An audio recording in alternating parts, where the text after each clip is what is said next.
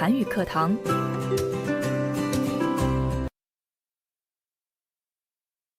여러분 안녕하세요. 오늘도 한국어로 이야기해 볼까요? 과제 1. 말하기. 다음은 성공하는 방법에 대한 이야기입니다.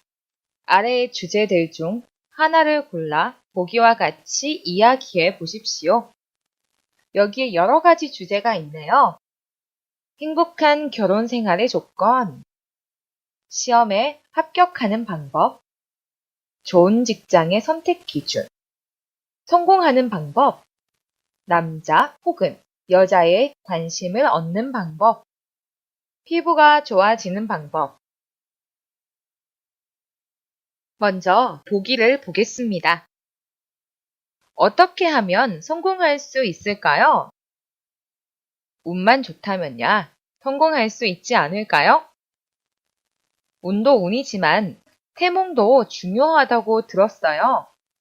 역사적으로 봐도 왕이나 훌륭한 사람들은 태몽도 좋았다고 하잖아요.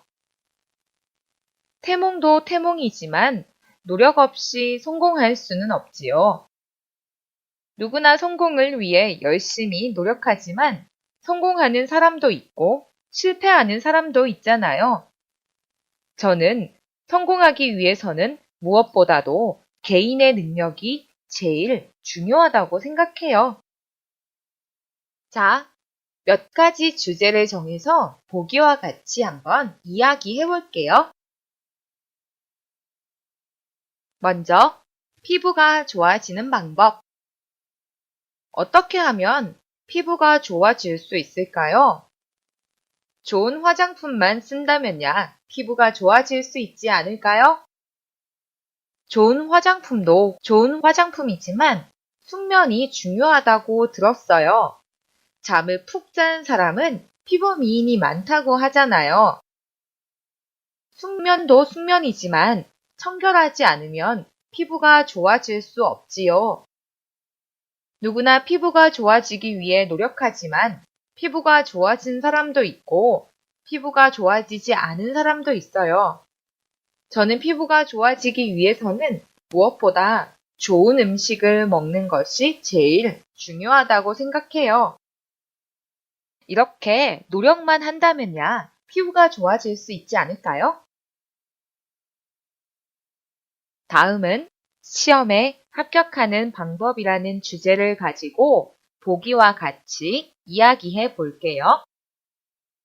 어떻게 하면 시험에 합격할 수 있을까요? 열심히 공부만 한다면야 시험에 합격할 수 있지 않을까요? 공부도 공부지만 체력이 있어야 해요. 체력이 없으면 공부를 잘할 수가 없어요. 체력도 체력이지만 행운 없이 시험에 붙을 수는 없지요.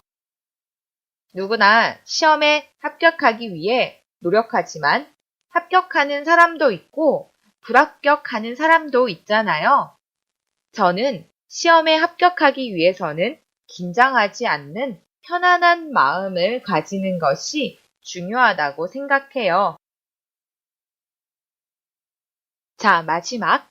행복한 결혼 생활의 조건이라는 주제를 가지고 보기와 같이 이야기해 볼게요. 행복한 결혼 생활의 조건은 무엇일까요? 서로 사랑만 한다면야 결혼 생활하는데 아무런 문제가 없지 않을까요? 사랑도 사랑이지만 서로가 존중을 해야 해요. 서로가 존중하지 않으면 행복할 수 없어요. 존중도 존중이지만 경제력 없이는 행복하기가 어려워요.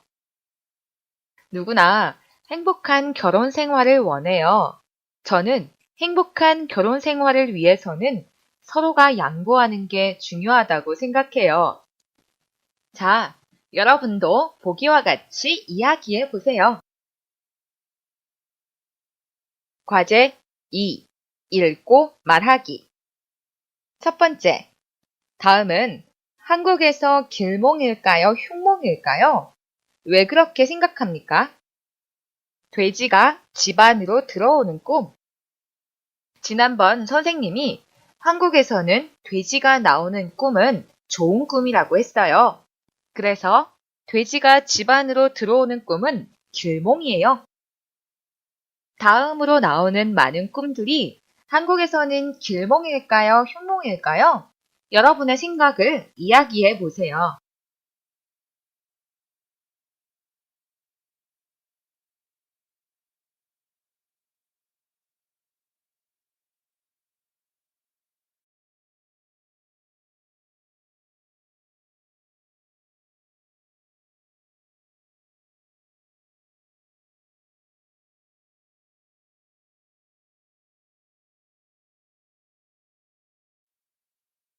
하늘로 올라가는 꿈은 길몽일까요? 흉몽일까요?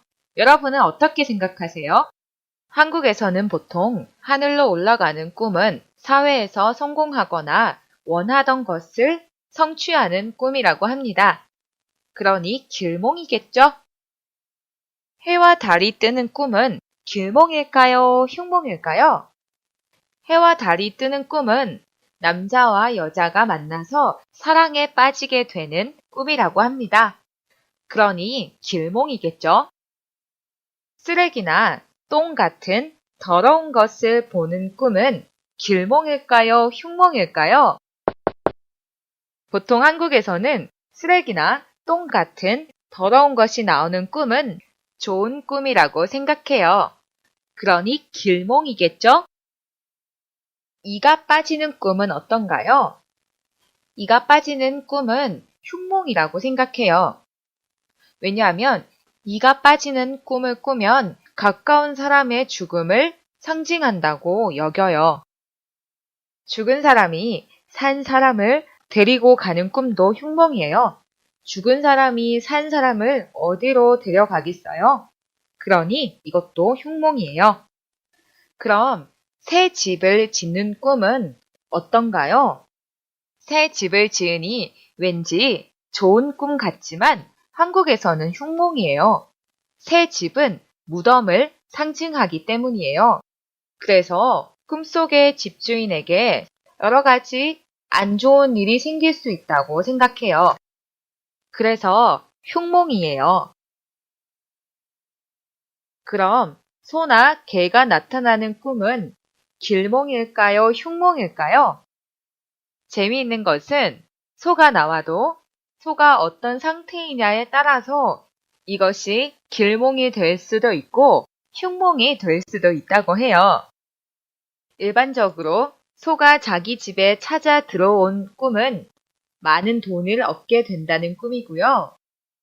소 등에 타고 길을 걷는 꿈은 다른 사람의 도움을 받아서 사업이 잘 되거나 권력을 얻는 것을 뜻한다고 해요. 또 소를 죽이는 꿈도 사업이 아주 잘 된다는 꿈이라고 하네요. 그렇지만 자신을 보고 소가 웃는 꿈은 나쁜 일이 생기는 꿈이라고 해요. 그리고 소를 팔러 간 꿈은 집과 돈을 잃게 된다는 뜻이래요.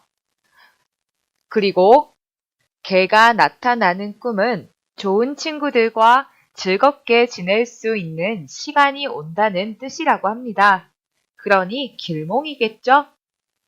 선생님이 지금까지 이야기한 내용은 한국에서는 보편적인 내용이지만 꿈은 개인에 따라서 다르게 해석할 수도 있겠죠? 자, 여러 가지 길몽과 흉몽에 대해서 이야기해 봤어요. 여러분은 길몽과 흉몽에 대해서 어떻게 생각하세요? 한번 이야기해 보세요. 선생님은 오늘 개가 나오는 꿈을 꾸고 싶어요. 두 번째, 다음은 꿈으로 인생이 바뀐 사람의 이야기입니다. 읽고 질문에 답하십시오. 신라 제29대 왕의 이름은 김춘추이고 그의 아내는 신라의 유명한 장군인 김유신의 여동생 문희였다. 문희가 김춘추의 아내가 되기 전의 일이다. 하루는 문희의 언니 보희가 경주 서산 꼭대기에 올라가서 오줌을 누웠는데 온 시내가 그 오줌으로 가득 차는 꿈을 꾸었다. 보이는 그 꿈을 창피하게 생각했으나 동생 문희는 달랐다. 문희는 그 꿈 이야기를 듣자마자 꿈을 사겠다고 했다. 보희가 무엇을 주고 사겠느냐고 묻자 비단 치마를 주겠다고 답했다. 보희가 좋다고 하고 어젯밤 꿈을 내게 판다고 하니까 문희는 얼른 치마를 펴서 보희의 꿈을 담았다. 이 꿈을 산 문희는 훗날 신라의 왕비가 되었다. 여러분, 질문에 답하십시오.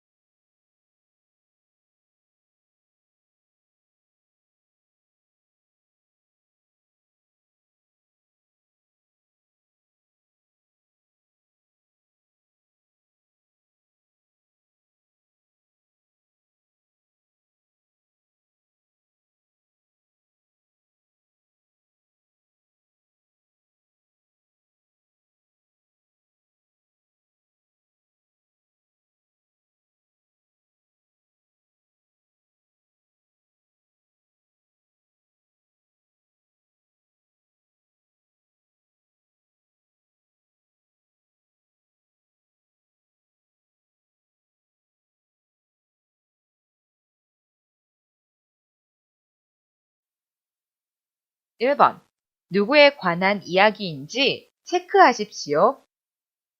자신의 꿈을 창피하게 생각했다. 누구에 관한 이야기인가요? 네, 보희의 이야기죠. 비단 치마를 주고 꿈을 샀다. 누구에 관한 이야기죠? 네, 문희에 관한 이야기이죠. 신라의 왕비가 되었다. 누구에 관한 이야기인가요? 이것도 문희에 관한 이야기이죠. 경주 서산 꼭대기에서 오줌을 누웠는데 서라벌이 그 오줌으로 가득 차는 꿈을 꾸었다. 누구에 관한 이야기인가요? 네, 보이에 관한 이야기이죠. 2번. 두 사람이 왜 꿈을 사고 팔았을까요? 언니인 보희는 자신의 꿈을 창피하게 생각했고, 동생 문희는 그 꿈을 길몽이라고 생각했기 때문이죠. 세 번째, 여러분은 꿈으로 인생이 달라질 수 있다고 생각합니까? 알고 있는 이야기가 있으면 이야기해 보십시오. 선생님은 꿈으로 인생이 달라질 수 있다고 생각하진 않지만 좋은 꿈을 꾸고 그것을 믿는다면 내 인생에 좋은 영향력이 될 수도 있다고 생각해요. 좋은 꿈도 좋은 꿈이지만 그 꿈을 어떻게 해석하느냐도 매우 중요하겠죠? 해석만 좋다면야 흉몽도 길몽이 될 수 있지 않을까요? 여러분, 오늘은 꿈에 대한 이야기를 많이 나눠보았네요. 어떠셨나요? 선생님 생각에는 길몽이든 흉몽이든 모두 길몽으로 해석하는 긍정적인 마인드가 필요한 것 같아요. 오늘은 여기까지입니다. 어떤 꿈을 꾸든 그건 좋은 꿈이에요. 내일 봐요. 바이바이.